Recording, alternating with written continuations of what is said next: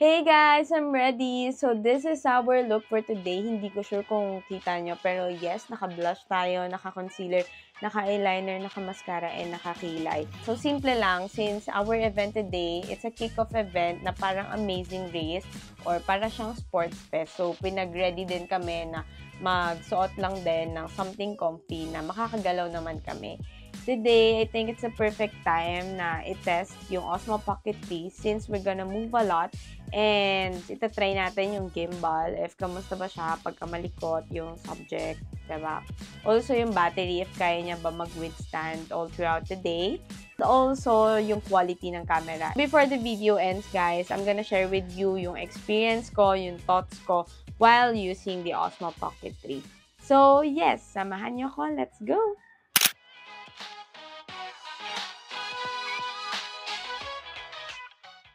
Hey guys! We're almost there sa office. So, ngayon, nandito tayo sa Cubao. Aming ETA is 8:35. So, we're 11 minutes away from the office.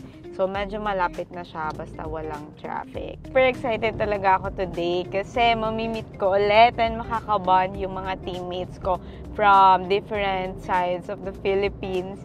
And, syempre, yung time to relax kasi yung kick-off namin is para siyang sports fest. So, ayan, nalabas yung pagiging competitive natin, girl! Ma-share ko lang din na sobrang grateful ako sa career na to. Kasi, ayun, as a fresh grad, what I aim for is mapunta ko sa career or sa work na talagang mag-a-add ng value sa akin, makakatulong mag-improve ng skills ko. Also, yung character ko. Through this career, ang laki ng improvement, diba? So, before naman kasi wala akong ideas sa sales, wala akong experience sa sales, pero ngayon nandito ako sa industry, lumalabas talaga ako sa comfort zone ko. And at the same time, syempre, hindi ko naman magagawa yon ng ako lang, but also with the help of my teammates. So, isa yun sa sobrang pasalamat ko din sa Lord na nilagay ako sa team na, alam niyo yun, healthy yung environment, very friendly, tapos talagang gina-guide ka. So, ayun guys, medyo malapit na talaga tayo sa office. And, samahan niyo ako sa kick-off. Naway madami tayong mapalanunan today. Nabats na tayo. Bye-bye. Bye. Morning po. So, yan. Mag-elab na tayo.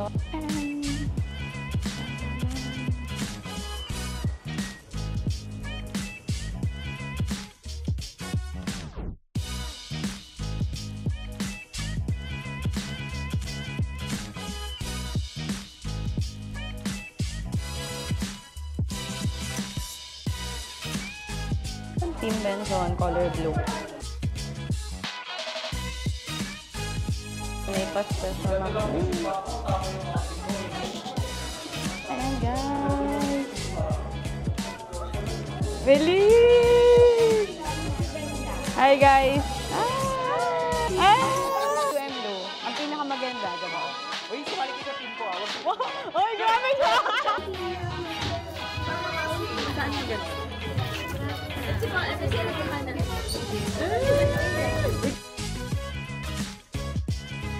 Hopefully hindi siya mahulog, pero Ayan, yung winning group, ayan, may sound. Pero ba dito guys, wag yung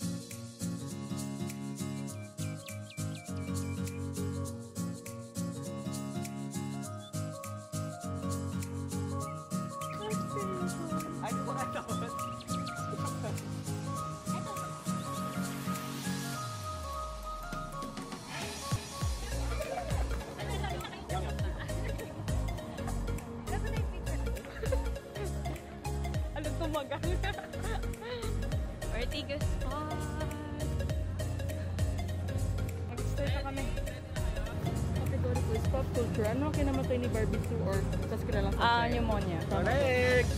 Okay na!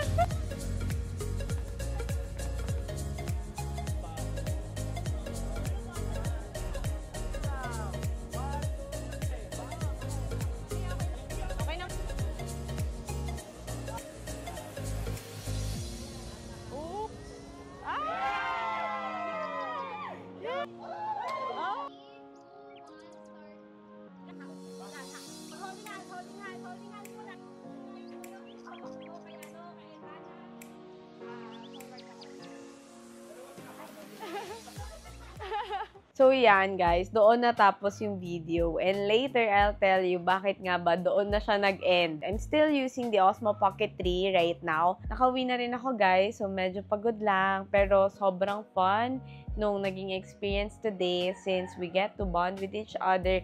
And also, nakamit din kami ng mga new friends. So, now is the time to share with you guys yung thoughts, yung experience ko with Osmo Pocket 3. Sobrang natuwa ako with the size talaga. Kasi, nabanggit ko nga last time na nahihiya ako mag-vlog outside. Nung gamit ko tong Osmo Pocket 3, parang biglang confident ako na gumamit kasi hindi siya sobrang obvious. Like, nung naglakad ako sa papuntang elevator, kung mapapansin nyo dun sa video, hindi ako talaga gaanong nailang. And, ayun guys, may mga clips ako na talagang, alam nyo yun, nakukuha siya na maayos kasi nga, sobrang liit ng camera and hindi siya nakakailang gamitin.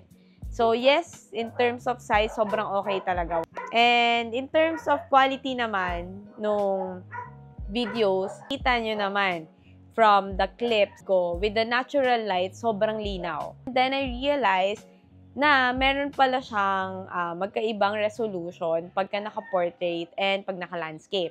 So, pag naka-portrait pala siya, ang max is 3K. Pag naka-landscape naman, ang max is 4K. Next naman, guys, is yung gimbal. So, doon sa mga clips, like sa videos na na-take ko, is kung mapapansin nyo, sobrang magalaw ako.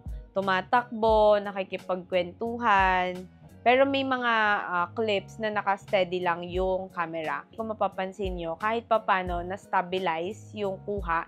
Kasi alam ko, if wala siyang stabilizer or wala yung gimbal, sobrang likot niya talaga. Like, sobrang shaky niya. Maganda yung camera kasi ang bilis niya maka-adapt. Like, mabilis siya mag-focus. Nade-defocus siya at times, pero ang bilis niya mag-focus pag detect na siya ng subject. Daling gamitin talaga nung camera. As in, promise guys, user-friendly nung mga features. Kagaya ko na pang vlog, tingin ko sobrang okay siya kasi sobrang dali niyang gamitin. In terms of battery naman guys, I think it would be better if meron tayong extra battery pack or extra power bank kasi I don't think na maglalast siya ng buong araw. Pero, with my experience, if talagang whole day mo siya, kasi parang ako nagamit ko siya 4 hours, pero nagamit ko na yung battery pack na included sa Creator Combo. And parang may natira na lang na 37 or 36% sa battery. So, I don't think na magagamit siya for a day talaga. Pero guys, napansin ko lang while using the camera, sobrang bilis niyang uminit. As in, mainit siya. Pero, I think, if hindi naman gagamitin, talagang i-turn off din yung camera. Sa part na yon, if may mga mini fan tayo, pwede natin siya tutukan at times kasi talagang mainit siya. So, sa naging problem ko, is hindi ko na-open agad yung mic. So, dahil excited siguro sa ganap, na hindi ko na namalayan or hindi ko na na-check yung mga equipments na gagamitin ko. So, another tip for you guys na pag mag-vlog kayo or magtitake kayo ng videos, make sure to check yung equipments na gagamitin natin. Check natin yung mic, if naka-open na ba. Also, yung ating battery pack, kung dala na ba natin, yung memory and such. So, check natin maigi para wala tayong maging problem along the way. So guys, I'll tell you kung ano ba yung naging problem ko, bakit na-cut yung video ko. The problem with the memory card, since 64GB nga lang yung nabili ko, so kinapos ako ng memory card. And sobrang hirap pagka ganon kasi syempre, hindi mo naman agad matatransfer yung mga videos on a laptop. Ang good thing na nga lang with the Osmo Pocket 3 is meron siyang mobile app or yung Mimo app wherein pwede mo na agad ma-transfer via Bluetooth from Osmo Pocket 3 to your mobile phone yung mga videos and pictures. Ang naging problem ko lang with my experience kasi nasa outside kami.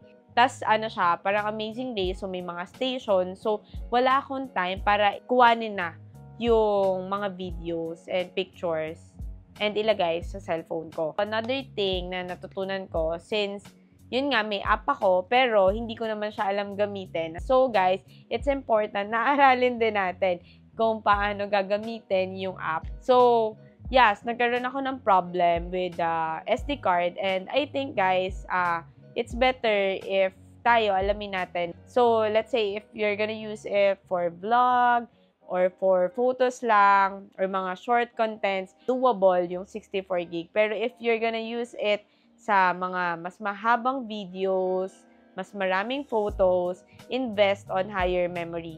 Kasi mahirap magka-problem pagka, alam mo yun, nandun ka na sa time na nagsushoot ka, outside ka, nagbablog.